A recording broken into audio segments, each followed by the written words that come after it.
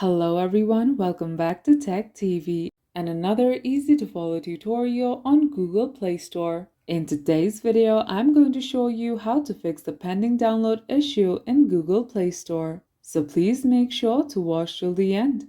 Subscribe to our channel Tech TV and ring the notification bell so that you'll get notified on our next interesting upload. So let's get on with it. At first, open Google Play Store on your device.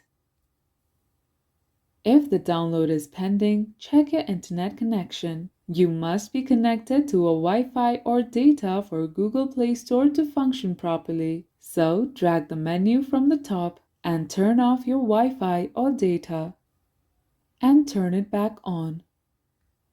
Now, close Google Play Store from the background and check if the problem is fixed. If the problem is not yet fixed, go to the device settings, scroll down, and tap Apps. Scroll down again,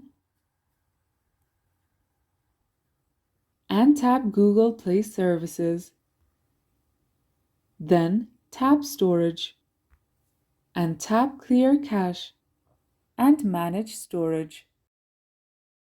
Also, tap Clear All Data, and tap OK. Once you are done, go back and tap Google Play Store.